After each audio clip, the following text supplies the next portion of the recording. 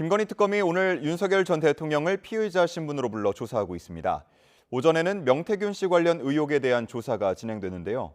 자세한 내용 취재기자 연결해서 들어보겠습니다. 안동준 기자. 네, 김건희 특검 사무실입니다. 네, 지금은 윤 전 대통령 오후 조사가 진행 중인 거죠? 네, 그렇습니다. 특검은 오전 10시부터 2시간 가까이 오전 조사를 진행했고요. 오후 1시부터는 오후 조사가 이어지고 있습니다. 윤 전 대통령은 거부권을 행사하지 않고 대체로 진술하고 있는 것으로 파악됐습니다. 오늘 조사는 김건희 특검이 지난 7월 출범한 이후 윤 전 대통령에 대한 첫 조사인데요. 앞서 특검은 지난 7월 말부터 수차례 소환을 통보했지만 윤 전 대통령이 응하지 않았습니다. 이에 특검이 구치소에서 강제 구인을 시도하면서 윤 전 대통령 측과 특검의 신경전이 벌어지기도 했습니다. 다만 수사기간이 28일로 끝나는 걸 고려했을 때 오늘 윤 전 대통령 소환 조사는 처음이자 마지막이 될 가능성이 큽니다. 오늘 어떤 부분에 대한 조사가 이루어지는지 정리해 주시죠. 네, 우선 오전에는 명태균 씨와 관련된 정치자금법 위반 혐의에 대한 조사가 진행됐습니다. 윤 전 대통령 부부가 명 씨로부터 2억 7천만 원 상당 여론조사를 무상으로 받았다는 의혹인데요.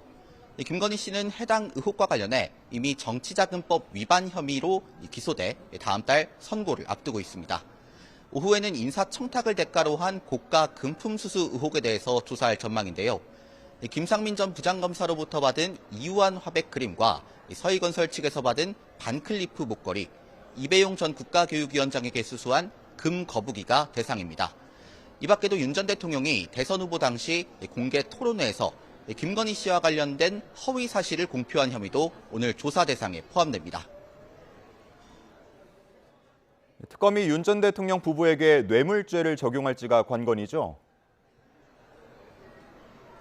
네, 특검은 인사청탁을 대가로 한 금품 수수 의혹에 대해 김건희 씨에게 적용할 최종적인 혐의를 고심하고 있습니다.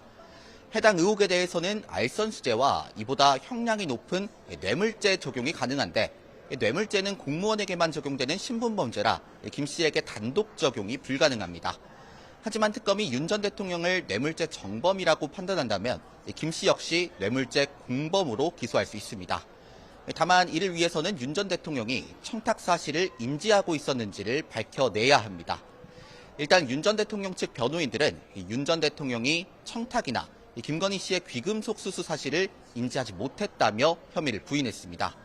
그럼에도 특검은 오늘 조사와 그동안의 수사 결과를 토대로 조만간 윤 전 대통령 부부를 기소할 전망입니다.